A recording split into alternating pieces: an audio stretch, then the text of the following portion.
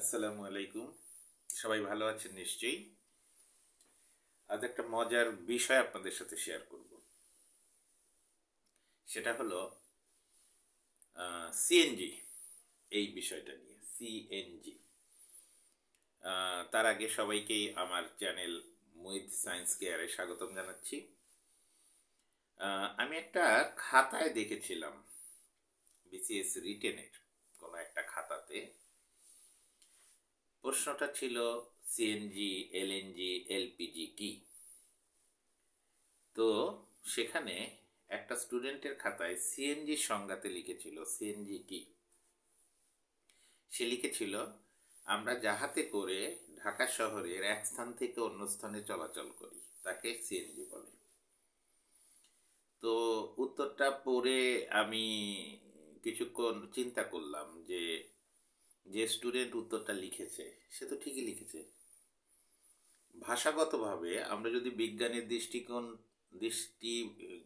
থেকে না দেখে কোনো সাহিত্যের দৃষ্টিকোণ থেকে বা এমনি ভাষাগতভাবে বিষয়টাকে দেখি, তাহলে কিন্তু তার উত্তর ঠিক আছে।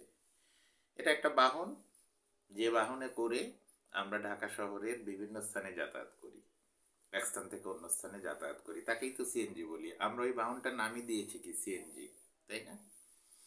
ওকে, তাকে কত নম্বর দেওয়া উচিত এটা আপনাদের উপরেই থাকলো, বা আমি কত দিয়েছিলাম সেটা থাক।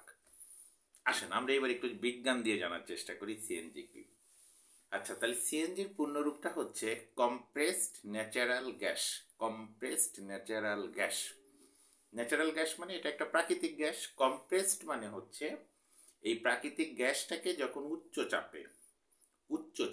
চাপ বলতে 3000 পিএসআই চাপ দিয়ে সংকুচিত করে সিলিন্ডারে ভরে দেওয়া হয়।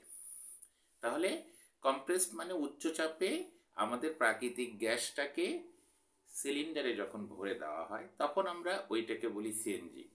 কেন সিলিন্ডারে ভরে দেওয়া হয়? এর প্রধান উদ্দেশ্য হলো এটা দিয়ে বিভিন্ন ভেহিকেল বা যানবাহন চলবে, বাস, ট্রাক, কার, প্রাইভেট কার, যে কোনো এনি টাইপস অফ ভেহিকেল এইটা দিয়ে চলবে। তাহলে যানবাহনই জ্বালানি হিসেবে ব্যবহারের জন্য উচ্চ চাপ দিয়ে এটাকে সিলিন্ডারে ভরে দেওয়া হয়, তখন আমরা এটাকে সিএনজি বলি।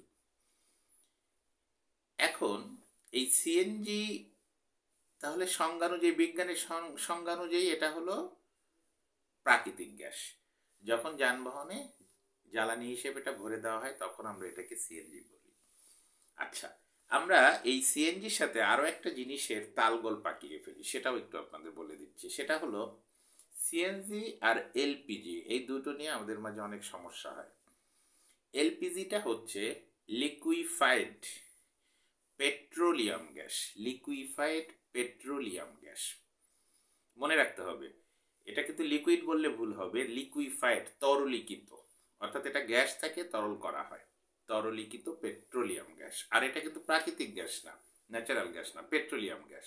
তার মানে হলো পেট্রোলের খনিতে অর্থাৎ তেলের খনিতে, যেখানে তেলের খনি আছে, তেলের খনিতে মাত্র 2%, 2% গ্যাস পাওয়া যায়, ওই গ্যাসটার নাম হলো পেট্রোলিয়াম গ্যাস। তাহলে এই এলপিজিটা কিন্তু আমাদের দেশে হয় না, কারণ আমাদের দেশে তো তেলের খনি নেই এখন। সামান্য হরিপুরে একসময় কিছু ছিল, নামমাত্র, ঠিক আছে। তাহলে এই এলপিজিটা যেহেতু তেলের খনিতে, পেট্রোলিয়াম গ্যাস, এটা যেসব দেশে অয়েল মাইন বা তেলের খনি আছে সেই সব দেশ থেকে এটা টোটালটাই আমদানি করতে হয়। তেল যেমন আমরা আমদানি করি, ডিজেল, অকটেন, পেট্রোল, কেরোসিন ইত্যাদি, এলপিজিও আমদানি করতে হয়।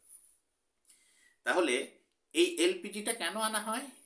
এলপিজিটা দিয়ে আমরা এটা সিলিন্ডারে ভরে দেওয়া হয়। সিলিন্ডারে ভরে দিয়ে সেইটার উদ্দেশ্য কি? বাসা বাড়িতে রান্না, অর্থাৎ যেখানে সাপ্লাই গ্যাস নেই, ঠিক আছে, সেখানে যে আমরা সিলিন্ডারে গ্যাস দিয়ে রান্না করি সেই গ্যাসটা হলো এলপিজি।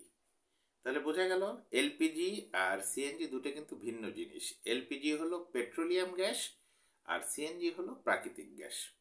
আর যেহেতু প্রাকৃতিক গ্যাসের প্রধান উপাদান মিথেন, সো সিএনজিরও প্রধান উপাদান মিথেন।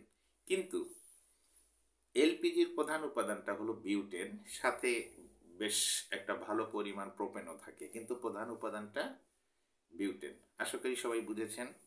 আর যে সিএনজির সংজ্ঞা যেটা লিখেছিল তাকে কত নম্বর দেওয়া উচিত আপনারাই তাহলে এখন বুঝে নিন।